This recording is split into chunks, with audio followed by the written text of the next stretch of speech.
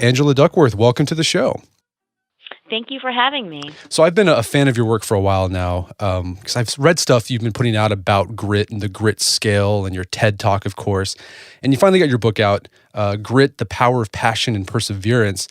Before we talk more about your research into the characteristic of grit, let's define it first. What do you mean by grit, or what is grit? I define grit as both perseverance and passion for especially challenging long term goals. Got you. So it's passion and perseverance. And what got you interested in studying or researching grit? It all started actually being a teacher in the classroom trying to teach kids who were going through puberty, how to solve an algebraic equation. That not only takes grit, but I think the more important thing was that I was struck by how differently some kids turned out at the end of the year. That, some kids got higher grades than I expected them to, frankly, given how hard it was for them to learn the material. And other kids that I expected to do, straight A work all year ended up doing far from that. And it was largely because they didn't try hard or long enough. I wanted to understand that a little better. I mean, like any well-meaning teacher, I told my kids to work harder, and I lectured them about the importance of, their futures.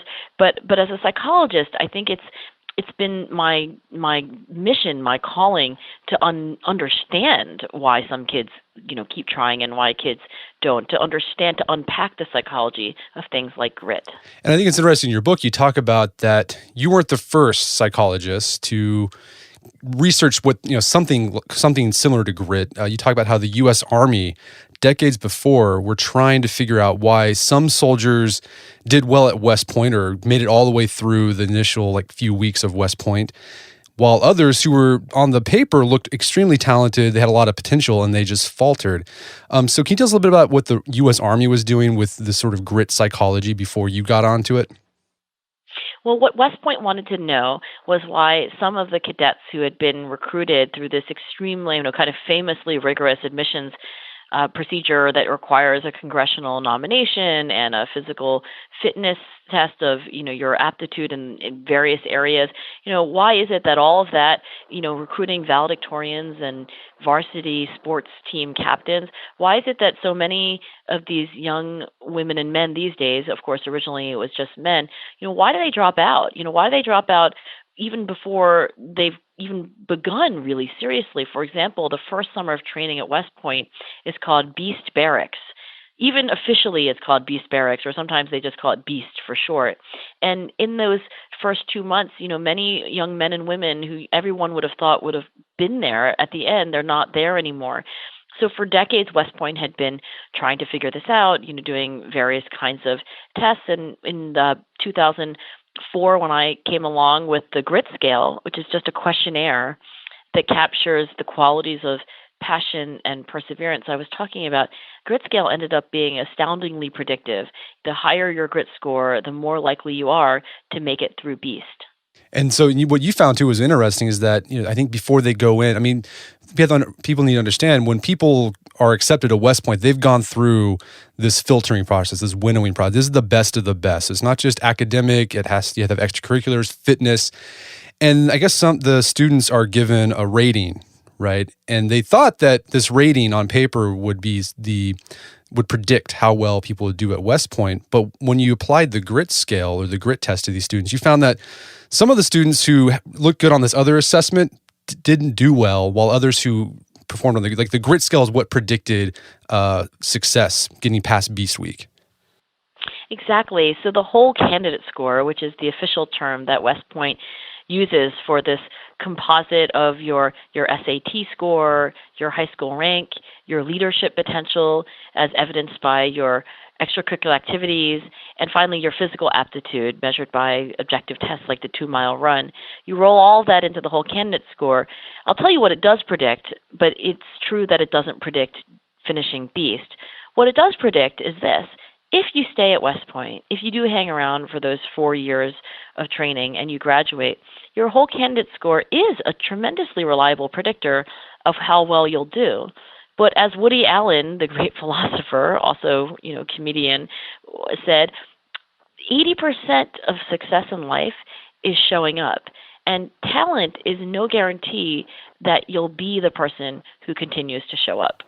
Yeah, and you talk about that in your book, that I think we have this appreciation for grit in our heads. Like we tell our kids, you got to work hard, stick to it, do it even if you don't feel like it, because you'll get better at it. But then you argue in our book that when it comes to how we actually behave, like we prefer talent, like we want to go with the natural. Why is there this disconnect where we say one thing but do another? Such a great question. I think there really is a deep ambivalence. I mean, I love naturals too, in a sense. I love to be dazzled. There's something very romantic about the idea of somebody just having a special it factor. And, we've all experienced this. Maybe it depends on what you like to watch, but, if you watch certain athletes perform, or certain musicians, and they really do have this otherworldly magical quality, or it seems like we like to think about that about them. On the other hand, we really value effort and hard work, and being resilient and earning your achievements, being a striver. So I think that ambivalence is what is at the heart of experiments. For example, my colleague and my friend, Chia Jung Se, she has run experiments where you get to see two performers. They're actually equal in performance. I mean, she can even play you the same music, for example, and have you judge, how able they are, how skilled they are, how good of a musician. If she describes that musician to you as somebody who's a natural, who's gifted, then you're more likely to think that person is going to be successful and accomplished later on than if she gives you the same exact music, but she describes that person as a hardworking striver. So she's kind of uncovered a bias, a maybe slightly unconscious bias, that is nevertheless real. That in some ways it's like when you go dating and you're like, oh, really, I want to date the nice guy, but you end up picking the cute one. Right. And I guess you quote Nietzsche. Nietzsche, 100 years ago, over 100 years, had that insight that we prefer natural talent, but like you should ignore that, because if you just sort of focus on talent, you do so to your detriment. Yeah, and Nietzsche's insight here comes from a debate that he was having with his, sometime, thought partner Wagner, right? And they were talking about great accomplishment. And Nietzsche says, speak not to me of genius, and speak not to me of inborn talents. And then he describes what he saw as the reality of excellence, which is, a dedication to your craft, a relentless commitment to self-improvement, never being satisfied with where you are. And he said, the patience to work on all the little small things that do end up to being, someone who we can laud now as a great artist, as a great performer. And, Wagner took the opposite view, which is that, some people are born a certain way and some people aren't. But I take the Nietzschean view, and I think Nietzsche was also right when he tried to understand the psychology of it. Like, why do we keep doing this? Like, why do we love to call someone a genius and somebody else not a genius? And he said that, when we don't believe that we are in the same class as someone, when we feel like there are different species in us, then here we do not have to compete. It lets us off the hook. Why try to run really hard when you're never going to be Usain Bolt? It's a way of just relaxing into this comfortable identity as somebody who will never achieve the kind of greatness that we really admire, and therefore can accept the status quo. So you argue in the book that there are 4 factors of developing grit. Can you share what those factors are? Yeah, when I study paragons of grit, people who really exemplify passion and perseverance for something that they, deeply care about, I find that they have 4 psychological assets, as it were, and I think they're each acquirable, really. The first one is they have deep interests.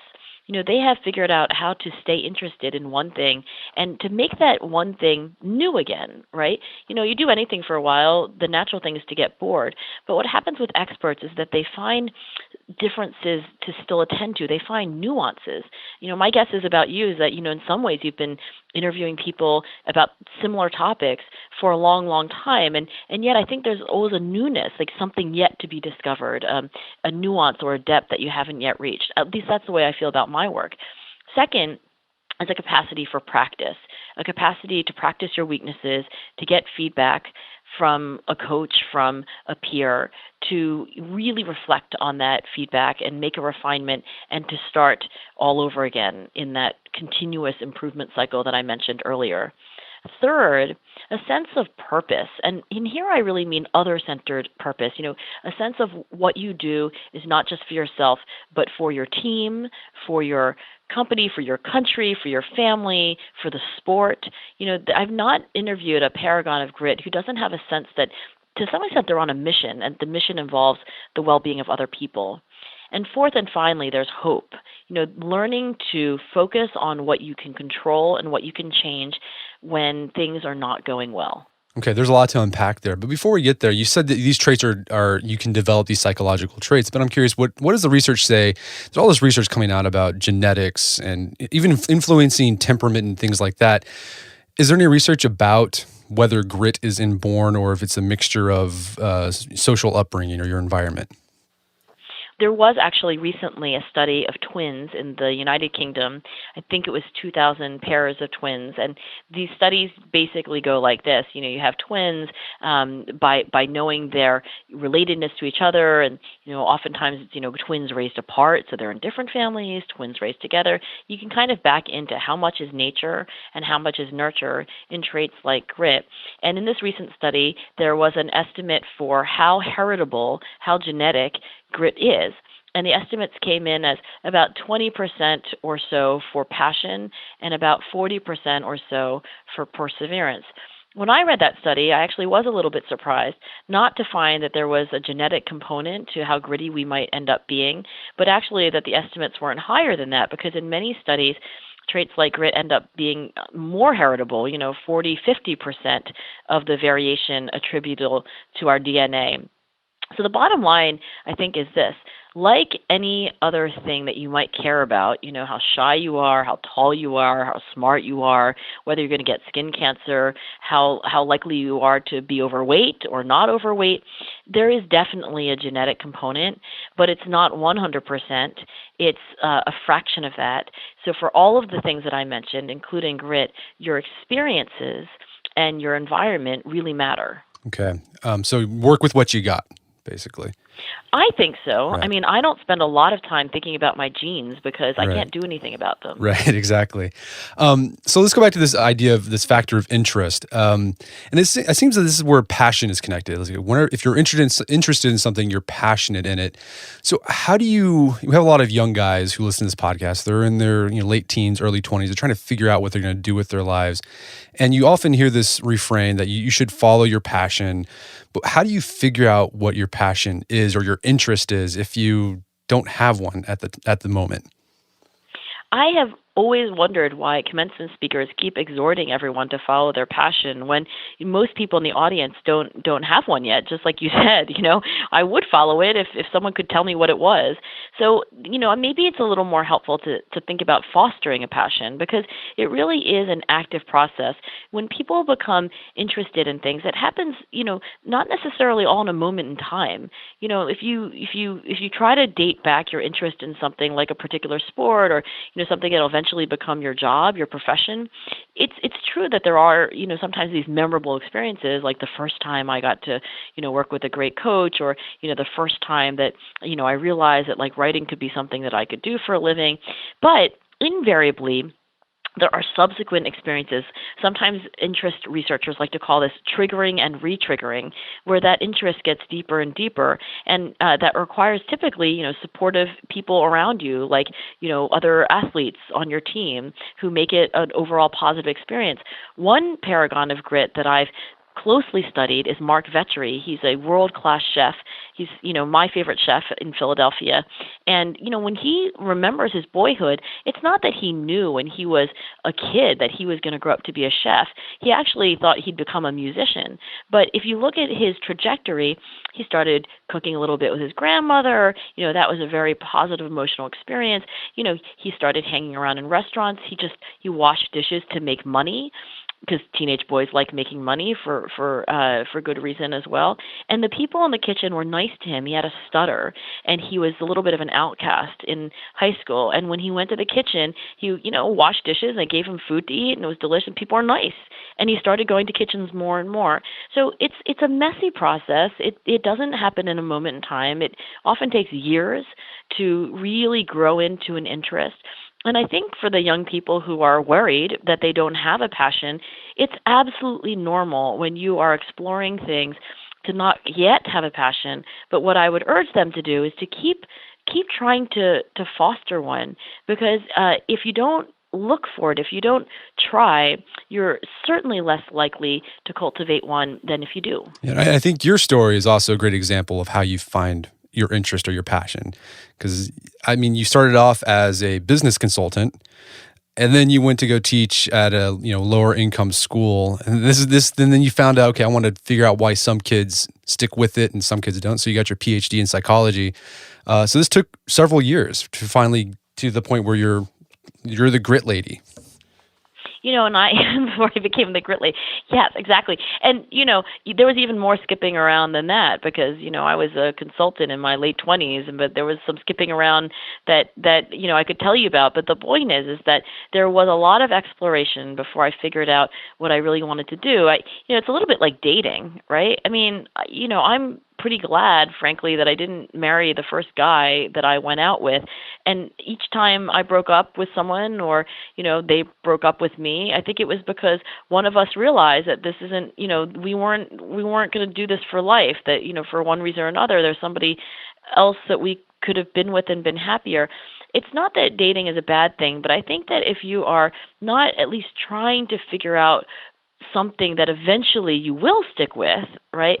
Then again, you're not going to likely find that thing. And I'm so much more gratified by my life now that I have an expertise. I, wake up every day thinking about a fairly small set of scientific questions, all related to the psychology of achievement.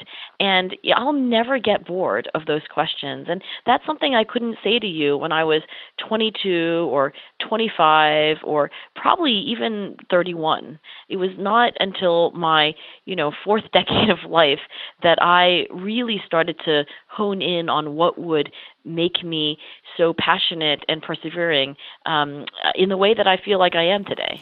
And so interest, I think a lot of people, it's kind of the fun part. You're exploring, figuring out what you like.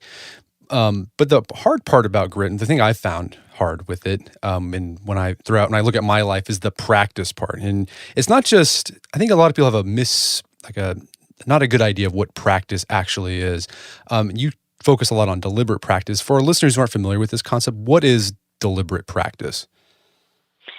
Deliberate practice is very methodically and intentionally working on very specific aspects of your overall performance, then trying with complete effort to remediate those weaknesses, getting feedback, largely on what you're doing wrong, of course, because you're trying to do something you can't yet do, and then reflecting, making a small refinement, and repeating the process all over again.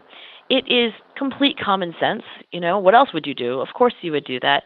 But if you ask the question, how many people are really doing that, really honing in on something that they can't yet do that would make them better, trying with full effort and concentration, seeking out the feedback about what they should do differently, making a refinement and starting all over again, I think a lot of people are frankly going through life without doing any of that. And they're just sort of doing the same thing that they did yesterday in a pretty unthoughtful or in a way mechanistic manner. Deliberate practice, most people experience as highly effortful and not very fun. There are exceptions, and I think those exceptions are interesting, but I think the first lesson is that practice isn't supposed to be like performance, which can be flow-like and delightful. Practice is, for most people, really, really hard. Yeah, and so how do in your research and the people you've talked to, what are these individuals who are consistent with their practice? It's very hard. How do they keep themselves motivated to keep practicing the violin? You talk about spelling bee champions and the amount of hours they spend practicing spelling. How do they stay motivated for that? Even when and to do it, even when they like, man, I don't want to do this anymore. Well, we should forgive ourselves for having those thoughts. I interviewed Rowdy Gaines, who was the 1984 gold medalist in the 100-meter freestyle, and he also, I think, set the world record in that same event. And he said that he hated getting up at 4:30 in the morning in the middle of the darkness of night, getting into a bathing suit, walking to the pool, jumping in, and not taking a leisurely lap or two. I mean, like pushing his body to its very limits. Sometimes painful, often tedious. He didn't love practice, and so we shouldn't beat ourselves up too much about the fact that we can sometimes get that feeling of like, God, this is what am I even doing here? Because everybody does occasionally, at least, experience that. I think one thing that makes it easier is to make it a habit. Something happens when we do something at the same time and in the same place, in a ritualistic, routine way. And one of the things that happens is that, to some extent, it becomes a little more automatic. I mean, many people have an exercise routine that, look, it's not that it doesn't take any effort, but it makes it a little easier that, oh, it's just what I do. I'm going to get up at 6 o'clock in the morning and I put on my sneakers and I'm out the door. So routine and habit are one recommendation. The other recommendation is to go and hang out with a lot of people who are doing the same thing. So if you're going to try to, do something like begin running as part of your life, can you join another group of people who are all going to be doing the same thing? Because really, human beings are by their nature conformists to a large extent. We do what the herd does. And it makes it easier if the herd is, doing something gritty, if, of course, being gritty is something that we aspire to ourselves. Right. And I guess imagine like having a purpose helps in that too, because you can always connect the tedium to that higher purpose. Exactly. And it's not always easy to see, but when you ask Rowdy Gaines, well, why did you swim, so hard in practice? He laughed a little and he said, I think I actually swam around the globe, the equivalent of it, right? If you add up all the, each in 50-meter increments, right? But he knew even when he was doing it, and it's not just in retrospect, right? Because he's, of course, older now. He knew even at that moment that he had an overall passion for the sport, that, the hours of practice put into the pool were part of something larger. And so I think that perspective of like, this is not just sitting here trying, it is part of a bigger picture. I think that really does help. So I'm a parent, and I'm sure that a lot of people who are listening are parents, and this is like a trait I want to instill in my kid, like to keep working at it, even if they don't succeed the first time, and persevere. Are there any tips from your research that what parents can do to help encourage or foster grit in their own children? One of the parents that I interviewed, because he himself is a paragon of grit, but like you, has a really deep desire to instill grit in his kids, is Joe DeCina, who founded the Spartan Race. And he told me a story about a day where he lives. They live near mountains, and his son was on the ski team. And one day, Joe was surprised because he knew, because of the time of day, that it was the middle of ski practice. And his son comes in, he's like taking off his gloves, and Joe says, what's up? Aren't you supposed to be out there? And his son said, it's too cold. And Joe said, you better put your gloves back on because, we're going back up that mountain and we're going to ski down it. And I think they walked up the mountain actually. And they skied down it. And I asked him, what was the lesson you were trying to teach your son? And he said, I think kids are always learning. And it's not just when we think they're learning. And I didn't want my son to learn to quit. So I, took him up there and I showed him that he could do it. I showed him that it wasn't as bad as he thought, right? That it wasn't impossible to do something like that. And I also made him realize that, like, he should keep going to ski practice because if he comes in before it's over, his dad's going to take him out and make it even harder. So I think the lesson is that the kids really are learning at all the time, and we do have an opportunity as parents to show them what they won't come to on their own. I'm a parent of a 13 and 14-year-old girl. Both of them are girls, and I thought when they were younger, I model grit for them. They'll just do what I do. I don't think that's enough. I think that's helpful, but to expect kids to practice their piano when they'd rather go out on a play date, or to always be resilient moment when they, lose a race, or, to know what to do when they screw up and they do badly in a class. They really need parents to say things to them like, it's natural to want to quit on a hard day, but I'm not going to let you. Right. So you got to be intentional about it. I think so. And it is very hard, isn't it? I mean, It is, 'cause parenting is so you don't want to hard. think about it, right? Because you have other things to think about. Yeah. But but but yes, I think it being intentional, absolutely. yeah, one of the things I like the suggestions that you do in your own family is like the hard thing rule. I can say more about that. Yeah, I mean, I would love to hear more about that.